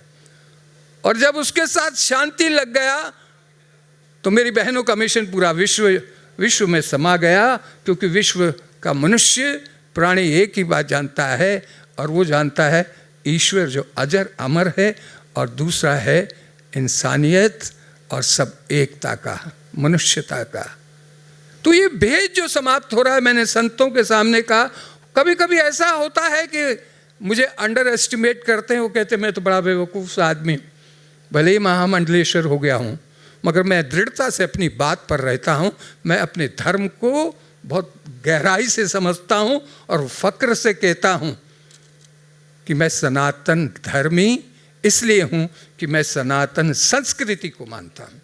सनातन संस्कृति जब शब्द कहते हैं तो पूरा यूनिवर्स, इसकी बात मैंने कही है, जब से ये जन्म हुआ मनुष्य का तब से उसका आचरण हुआ, जो उसका नाम आया, उसका धर्म आया, और वो था सनातन संस्कृति, जो मिटती नहीं, मिटेगी नहीं, क्योंकि वो एक सोच है, और वो सोच ऐसी है कि सारे विश्व को सनातनी बना देती है। वहाँ मज़हब की बात नहीं आती है, वो उस ईश्वर की देन है। अगर हम उसको समझ लाएं तो वो युद्ध संभव नहीं है। मनुष्य को कभी नहीं मार सकता है। ये मेरा मानना है। जो जिस भी अपने धर्म को मानता है, चाहे उसकी संख्या थोड़ी हो सकती है, मगर सनातन संस्कृति की तो बात कहता है तो विश्व में अमर और अजर हो जाता है। तो मैं ये कहता हूँ, ये समझने की ज़रूरत है। आज जो सनातन संस्कृति कह रहे हैं, वो सनातन धर्म कह रहे हैं। मैं कहता हूँ धर्म तो सनातन संस्कृति आदि अनादिकाल से पृथ्वी में स्थापित है। ये प्रयास जो आपका है कनौजिया जी, ये विश्व में जाना चाहिए, जा रहा है। देखिए हम जा रहे हैं अब एक डेलीगेशन लेकर। आज महात्मा जी मिले तो हमने कहा कि 2 महामंडलेश्वर जा रहे हैं, एक को छोड़ दिया जाए, बंगाली महात्मा को जरूर लेके जाए, क्योंकि बांग्लादेश की समस्या पर जा रहे हैं, वहाँ शांति की कामना करने के लिए जा रहे हैं। तो बांग्ला भाषा में अगर वो बोलेंगे तो जो हम नहीं बोल पाएंगे तो एक अच्छा मैसेज जाएगा। सरकार की हरी झंडी मिलती है, देखा जा रहा है, कोशिश हो रही है कि जाने का मौका मिले। ऐसा ही जहाँ जहाँ भी इस तरह की भ्रम उत्पन्न होते, मनुष्य मनुष्य को मारने की बात करता है, वो हमारा भारतीय सर्वधर्म संसद इकट्ठा होकर वहाँ जाता है, पहुँचता है और फायर ब्रिगेड का काम करता है, जलती हुई आग को बुझाने का काम करता है। और आज के महात्मा संत लोग जो नाम संस्कृति को समझ रहे हैं, सिर्फ एक ही बात कर रहे हैं, धर्मा धर्मा धर्मा धर्मा धर्म कहते हैं सीमाओं में बांधो मत मनुष्य को। मनुष्य स्वतंत्र उत्पन्न हुआ था, मनुष्य स्वतंत्र है। विश्व में अमन शांति के लिए सनातन संस्कृति जरूरी है। उसकी मिसाल देता हूँ, भगवान श्री कृष्ण को भारत से अगर इस्कॉन ले जा सकता है, जिनकी आइडियोलॉजी नहीं, जो इंग्लिश बोलते हैं उनकी संस्कृति नहीं, और आपके सामने ही कृष्ण को दुनिया में आपसे छीन के ले जाते, तो आपका धर्म सीमित नहीं रहना चाहिए। आपकी अच्छाइयों को, आपकी संस्कृति को जो है उत्पन्न हुई है सनातन संस्कृति, उसको दूसरे लोग ले जा रहे हैं। आप लड़ते रहिए और हिंदू मुस्लिम करते रहिए, नतीजा ज़ीरो निकलने वाला है। वो ह्यूमैनिटी की बात नहीं करता है, वो सिर्फ अपनी बात करता है, अपने धर्म की बात करता है। और हम करते हैं सर्वे भवन्तु सुखिना सर्वे सन्तु निरामया सर्वे भद्राणि पश्यन्तु मा कश्चित् दुःख भाग् भवे। ये मूल मंत्र है सनातन का, और उसी सनातन को सनातन धर्म ने लिया, उसी को कहा वासुदेव कुटुंबकम। ये सारा विश्व ही मेरा कुटुंब है। फिर झगड़ा काहे का है? यूक्रेन से क्यों लड़ रहे हो? बुद्ध की राजनीति पर जाना पड़ेगा, बुद्ध की आइडियोलॉजी को मानना पड़ेगा, जिसने इस धरती पर, बुद्ध ने क्या कहा, मध्यम मार्गम। आज उसी की जरूरत पड़ रही है, नफरत की नहीं, प्यार की जरूरत है, गले से लगाने की जरूरत। जो हमने मिशन शुरू किया है, अगर मौलाना साहब तो बरसों से जब हम मिलते तो इस तरह से मिलते हैं कि चार लोग जब होटल में देखते हैं तो वो अचरज करते हैं, हमें कुछ कहने की आवश्यकता ही नहीं। अगर हम धर्मगुरु, अगर इंटरफेथ को मानने वाले लोग जब मिले, हाथ न मिलाकर दिल से दिल मिलाए और गले से लगा रहे हैं, ये लड़ाइयाँ समाप्त हो जाएंगी। यही सनातन संस्कृति है, इसी को हम पूछते हैं, इसी को विश्व ले जा रहा है, हमारे यहाँ से ले जा रहा है। हम छोटी बात करके अपने धर्मों को छोटा करते जाते हैं। और जो भारत की संस्कृति थी वो थी, यहाँ आर्य शट हून फारसी और यहाँ अरबी आए, घुले मिले पर मिट न सके अपनी संस्कृतियों के साए। आए यहाँ फिरंगी देखो सौदागर का भेष लिए, जहांगीर ने तोमस रो को व्यापारी अधिकार दिए। What is our history, our past, what is our ideology? कि सब लोग आए, कितने थोड़े से रह गए हैं जो बहुत पहले आए। पारसी समाज आया आपके देश में, संपन्न हो गया, और देखते देखते उसकी राष्ट्र सेवा देखिए, टाटा बनकर आपको सब कुछ देता रहा। उसका धर्म सनातन धर्म नहीं है, उसका धर्म सनातन संस्कृति है। वो अजर अमर होकर इस धरती से गया है। आओ वैसा ही वातावरण पैदा करें। 7 मिनॉरिटी इस देश में रहती, जो रिकग्नाइज्ड हमारी मिनॉरिटीज़ कहती हैं, जो भारत की सरकारें चलाती हैं, उन मिनॉरिटीज़ में बैठिए, सबको इकट्ठा करने की कोशिश कीजिए। वह जो आज हम लोग कर रहे हैं कि अगर हम दूर रहेंगे तो हम एक दूसरे के धर्म को जान नहीं पाएंगे। अगर बैठकर एक साथ तीज और त्यौहार मनाएंगे, मिलकर बैठेंगे, खाएंगे, अपनी वाद और विवाद की बातें भी दोनों करेंगे, तो आप जानिए तो भारत इसीलिए तो विश्व गुरु कहलाता था तो है भी, नष्ट ना हो जाए, हमेशा रहे। इसलिए अपने धर्म के साथ अपने दूसरे धर्म को मानने वाले बंधुओं को भी गले से लगाइए। हमारे यहाँ सबसे बड़ा इंटरफेथ होता है, वो मेरा देश है, जो हम अभी फरवरी में करने जा रहे हैं। मैं गया देखने के लिए 3-4 मुल्कों में कि इंटरफेथ कॉन्फ्रेंस कैसे होती, सरकारी तौर पे अपना पैसा दे के डेलीगेट बनकर मैं कभी नहीं गया। अगर भारत से किसी को बुलाया जाता है, जब मुझे बुलाया जाता है मैं जाता हूँ। मोरक्को में देखा, मुस्लिम देश में देखा, देख के हैरान हो गया। जहाँ हम नफरत करते हैं वहाँ तो प्यार ही प्यार भरा है। भाई जाते नहीं हो, देखते नहीं हो, इसलिए इस तरह की बातें करते हो। और वो लोग भी जो बात करते हैं वो अपने धर्म के साथ हिंदू धर्म में जुड़ते नहीं हैं। अगर हिंदू धर्म में जुड़ेंगे, सनातन धर्म में जुड़ेंगे, तो उनकी भी भ्रांतियां दूर होंगी। ये भ्रांतियों को दूर करने के लिए हम इस तरह की कॉन्फ्रेंस करते हैं, जो वर्ल्ड में करते हैं, कि विवेकानंद जी को आदर्श मान के हम चाह रहे हैं। 130 वर्ष पहले विवेकानंद ने अपनी गर्जना की, भारत को बुलाया नहीं जाता था, भारत के किसी धर्म की कोई कदर नहीं हुआ करती थी। कितनी मुश्किल के साथ वो एक संत, एक युवा संत भारत से उठता है और विश्व संसद में जाकर, इंटरनेशनल जाकर अपनी बात कहता है, और सबसे पहले जो संबोधन करता है वो लेडीज एंड जेंटलमैन ना कह के वो भाई और बहनों का उच्चारण करता है। सब भारतीयों की संस्कृति को एकदम से वहाँ उत्पन्न कर देता है। वो धर्म की बात नहीं करता है, वो भारत की संस्कृति की बात करता है और सारे विश्व को अपने साथ लेता। तो आओ मिलकर आज इस कॉन्फ्रेंस में ये फैसला करें।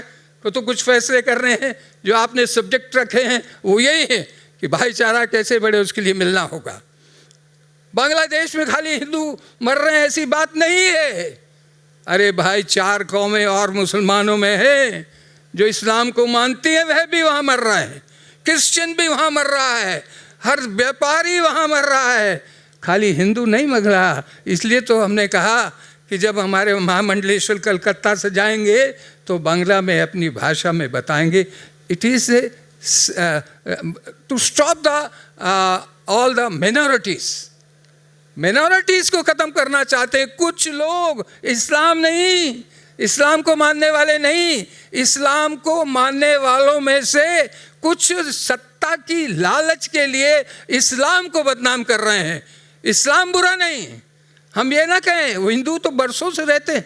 जब ये देश बांग्लादेश बना, कितनी संख्या हिंदुओं की थी, मुझे आज भी याद है। मुक्ति वाहिनी बनकर हमारे भारत के नौजवान जो सोल्जर्स थे, उन्होंने बांग्लादेश में जब ये हो रहा था, कत्लेआम हो रहा था, मुस्लिम वर्सेस मुस्लिम था, पाकिस्तान वर्सेस पाकिस्तान था। आज पाकिस्तान अच्छा हो जाता है। हमने ये नहीं किया कि उसको, उनके बांग्लादेश को अपने देश में मिला देते। ये भारत की संस्कृति नहीं है, ये सनातन संस्कृति नहीं है। हमने किसी के ऊपर अत्याचार नहीं किया है। हम अमर होते हैं, क्यों होते हैं? हम अपनी बात कहते हैं कि सब हमारे हैं। हमने अपने आप समाया है। हमने सब धर्मों के जिनको निकाल दिया गया उनको भी जगह दी है। आदरणीय दलाई लामा जी का दिया हुआ ये हमें मिशन है। भारतीय सर्वधर्म संसद 2006 से उनके जन्मदिन पर उनकी आइडियोलॉजी, उनकी बात पर हमने इसको शुरू किया। इमाम साहब फाउंडर मेंबर हैं। इस ऑर्गेनाइजेशन को, आपकी ऑर्गेनाइजेशन को हमें कनौडिया जी ज़रूरत है कि विश्व शांति के लिए जो हम सम्मेलन बुला रहे हैं, लोग शिकागो को भूल जाएं, मगर विवेकानंद की आइडियोलॉजी को दुनिया भूलने के लिए तैयार अभी नहीं है। अगर भूला है तो भारत भूला है। अगर भारत फिर शुरू करेगा तो आइडियोलॉजी ऑफ हिंदुज़म, जिसको बोलते हैं, जिसको सनातन संस्कृत कहते हैं, भारत नहीं पूरे विश्व के लिए ज़रूरत है। मुझे आशा है कि आपके इस सम्मेलन से दिल्ली तक नहीं जाएगा, पूरी दुनिया में जाएगा। मेरा ऐसा प्रयास होगा। I am a responsible person in interfaith program. So thank you very much to all of my friends. Listen to me once again. Kanodia ji, बहुत शुभकामनाएं हैं। ईश्वर आपको शक्ति दे, एक विश्वास दे। आपके पूरे परिवार के लिए मेरी शुभकामनाएं। कल मैंने देखा जो तालीम आपने अपने बच्चों को दी है, जो आपने उनको सिखाया है। अभी राहुल जी की बात हुई, मेरी भी राहुल जी से बात हुई थी, और मैंने हॉस्पिटैलिटी देखी है आपकी। It's wonderful. मैं अप्रिशिएट कर रहा हूँ। दुनिया के देशों में भी जाता हूँ, एक सिंपल, एक योगी, एक संत जिसके ना आगे ना पीछे कुछ, वो एक आदमी दुनिया में जाता है तो भारत की संस्कृति लेके जाता है, सनातन संस्कृति को लेके जाता है। समझाने का प्रयास किया, आपने मुझे मंच दिया, मैं आपका आभार प्रकट करता हूँ। जय हिंद, जय देश। और एक बात ज़रूर कहूँगा, मादरे वतन आप में से कोई भी नहीं बोलेगा, कोई नहीं बोला। मैंने कहा कि मादरे वतन नहीं जानते आप। जब मुस्लिम समाज में बोलता हूँ तो मेरे साथ वो बोलते हैं मादरे वतन, तो कहते हैं जिंदाबाद। एक छोटी सी बात है। और मैं वहाँ भी ये कहता हूँ, भारत माता की, मैं अभी बोलूँगा तो आप सब बोल जय। मगर वहाँ जब मैं बोलता हूँ तो मेरा मुस्लिम दोस्त, मेरा भाई भारत माता की जय नहीं बोलता, मगर मादरे वतन जिंदाबाद ज़रूर बोलता है। ये समझाइए इस देश के रहने वाले लोगों को कि भारत माता की जय और मादरे वतन जिंदाबाद एक ही शब्द के दो उच्चारण अलग है। जब ये समझा देंगे, समाज में मिलेंगे बैठेंगे, तो ये भारत माता जिंदाबाद सब दुनिया बोलेगी भारत जिंदाबाद। यही मेरी आइडियोलॉजी है। मैं आपका धन्यवाद करता हूँ। जय Hind.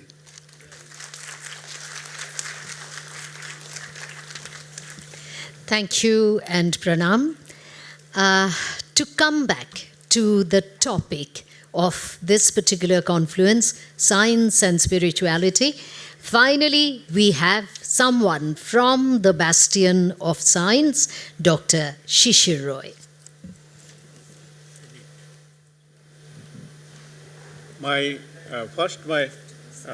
gratitude to Dr. Kanoria and his foundation for inviting me to give a talk, and Dr. Rahul Verma, of course, he took much effort for logistic purpose and other correspondences. Now, if you look my background, I have spent more than 30 years in Indian Statistical Institute, Calcutta, as a professor of quantum physics. And then I shifted to National Institute of Advanced Studies, Indian Institute of Science Campus, Bangalore. Yeah. So, when the Kanoria Foundation, they invited me to give a talk in science, in spirituality, it becomes very difficult for a hardcore scientist like me. Because I know the methodology of science, but I don't know much about methodology in traditional wisdom or spirituality, or even related to consciousness. So I was thinking, what should I tell? And many of my students who are in different parts of the, working in different IITs and universities, whenever we speak to them regarding spirituality, traditional wisdom, consciousness, they ask me two questions. One from scientist perspective, another from technological perspective. From scientist perspective, they ask, sir, we can spend some time, but can you tell us whether spending this valuable time, can you get insights by going into investigations into this traditional ancient Indian wisdom? And technologists, they had a very pertinent questions. They said that many of our traditional scholars, including here, they claim that in Vedic wisdom, all the technologies we are using, even more than that, that is there. Maybe. But they are asking, can you tell us any kind of technology which was there, but not now? Then we can try to do that. We did not get any positive answer. So we are in constant dilemma. What should we do? And then we found one particular field of research where, you need the scientific methodology to understand that process. And that is essentially contemplative practices. What is meant by contemplative practices? Contemplative practices, it means, it's a very wide terminology. It says japa, chanting, or breathing practices, or even meditation. Meditation is part of contemplative practices. And all over the world, scientists, they are trying to understand what happens when a person is concentrating or making come japa or chanting. What happens to their neuronal architecture? Because in our brain, there are billions of nerve cells called neurons. And they found some interesting evidences. And they took different practitioners from various traditions, like Brahma Kumari, like Vipassana, Sahaja Yoga, or heartfulness, and they are studying what is happening in the brain during meditations. Well, I mean, I had a PowerPoint, but I don't have time to show it. If I show it, in 2016, there is a statistics that how many papers are published per year on this kind of practices or kind of meditations. It is around 400 papers per year in 2016, but this is 2024. Thousands and thousands of papers are coming out. But there are shortcomings, and I think that kind of shortcomings, we can get it clear from our traditional wisdom. Let me try to reveal the whole story. The international protocol of all meditation research, you know, if somebody is there who is associated with that, he must know it. The international protocol is that they take two groups of people, one called untrained meditator and another trained meditator or deep meditator. Now the question comes, how to define deep meditator? International protocol is that who has completed at least 10,000 hours of meditation practice in his or her lifetime. But look at Adi Shankaracharya. At the very early age, he got enlightened. So you don't really need 10,000 hours of meditation practice. Moreover, you are considering untrained meditator. But what is his baseline? Where he stands? Already he might be evolved. So another question, another limitation, say baseline. So two major limitations. One is baseline, another is depth of meditations. So in this aspect, we have a group in Bangalore, not only in Bangalore, we made the group all over the country because it's a very big research. And we are trying to find a solution studying the stages of samadhi. What is called stages of samadhi? And how do you get the information from our traditional wisdom? We mainly concentrate on the three texts. One is Patanjali Yoga Sutra, another is Bhavanakram by Kamalashila, a Buddhist scholar, 8th or 9th century, I just forgot it, and then joint text called Tattva Sutra. There, they describe stages of meditation. But before going into that story, let me tell you something more. Say, Patanjali Yoga Sutra starts with a sloka that Chittabritti Nirodho. He started with Chittabritti Nirodho. So what is meant by Chittabritti Nirodho? Like cessation or perturbation of the mind. I mean, very simplified English translation. But what is meant by that? I mean, if you want to chant something, Om Namah Shivaya, so you may close your eyes, then you are chanting Om Namah Shivaya, Om Namah Shivaya, Om Namah Shivaya. Or I have to go to the post office today, Om Namah Shivaya, Om Namah Shivaya, Om Namah Shivaya. So this is called unwanted thoughts. And here lies the clue. What Patanjali said, unwanted thoughts, we call it a noise. Noise is a term used in science and technology very much. But then you may ask me, what is the definition of the noise?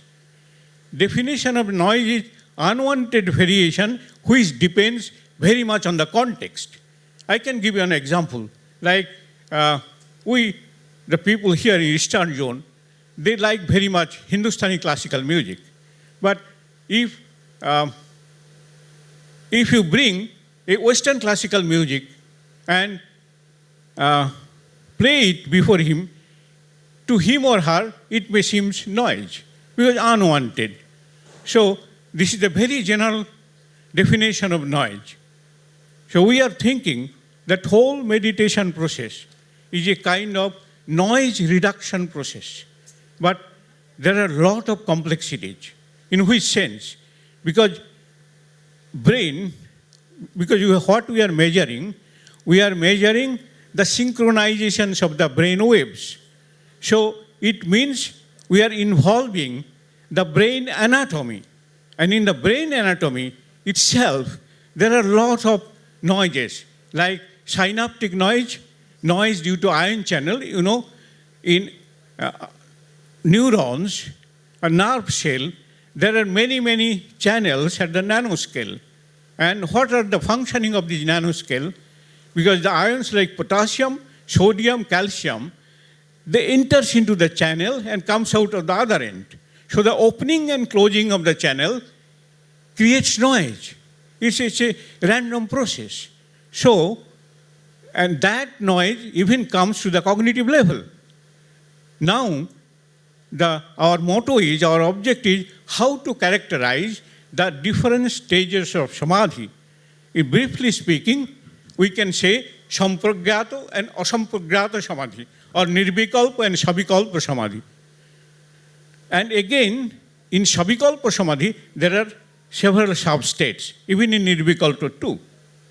But these states are discrete states. So all over the people, what they are measuring in their machines like EEG, MEG, fMRI, or like that, they are measuring many parameters. One parameter is called coherence, coherence of the brain waves. Actually, you cannot measure coherence. This is non-scientifically speaking. Scientifically speaking, what you are measuring, degree of coherence. So degree of coherence lies between 0 and 1. If somebody's case, the degree of coherence nearer to 1, we say he is a deep meditator. Fine. But this is not the end of the story.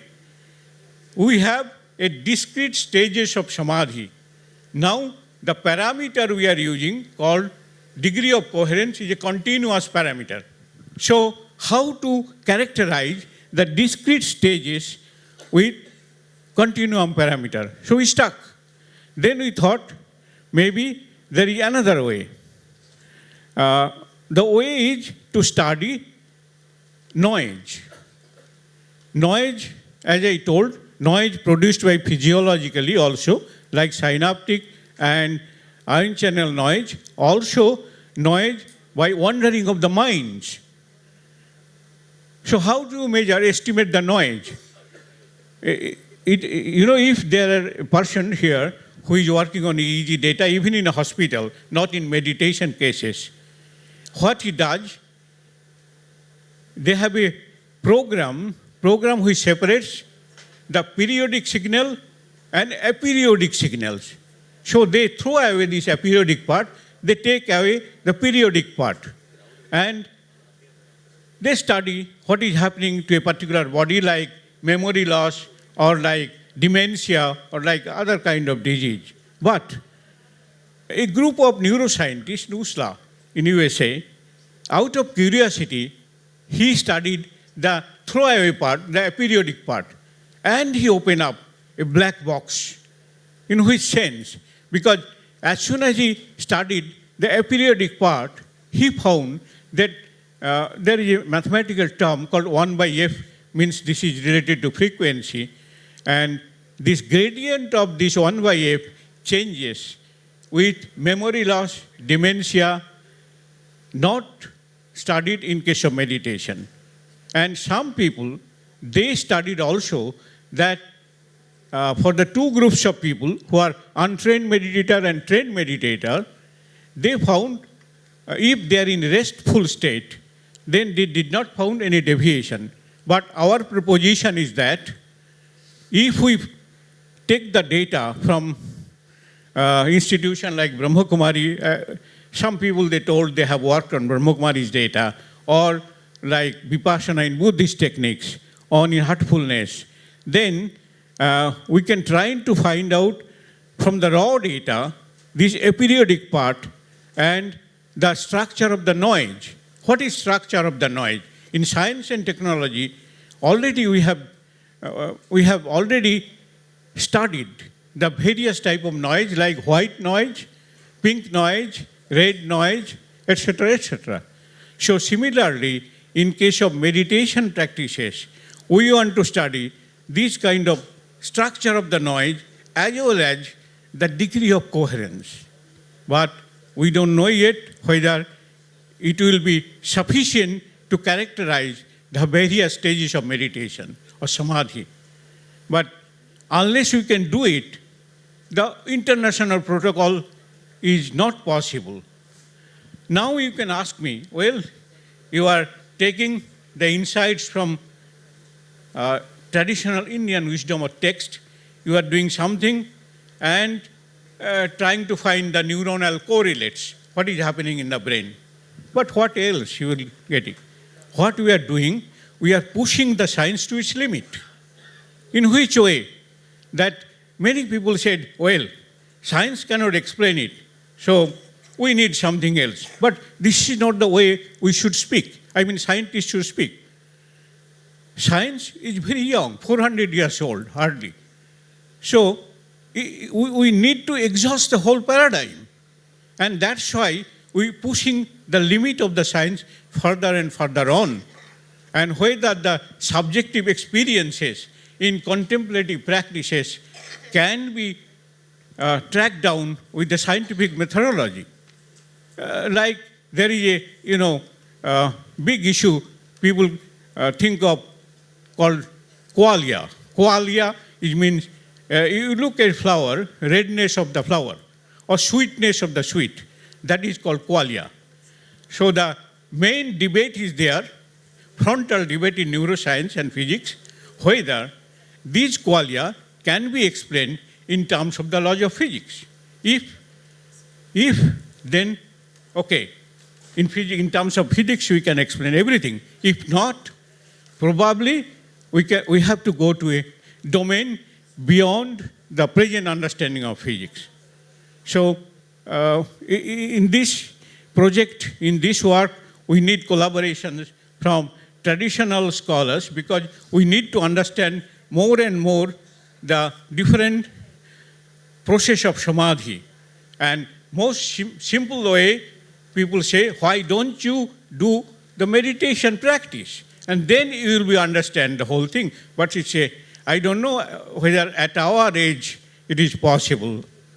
And so my humble request to the traditional scholars or the spiritualists here, whether they can help us in explaining more and more these kind of processes so that we can go for scientific experiments and we can establish really an international protocol. Thank you.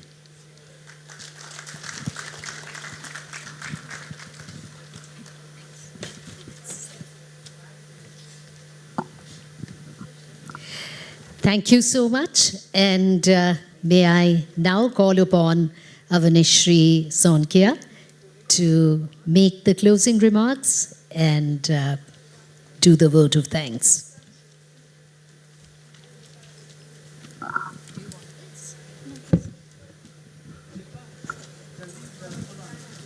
Good evening, everyone.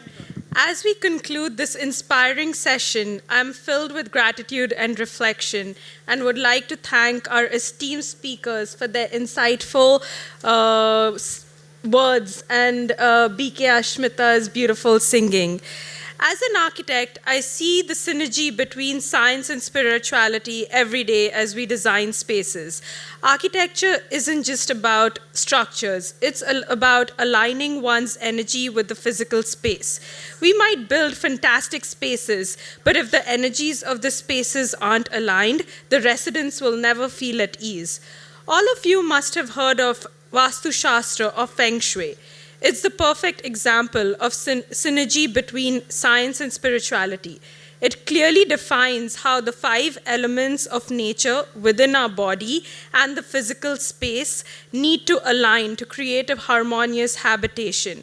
If these energies are not aligned, you'll clearly see signs in the physical and mental state of the person residing in the space.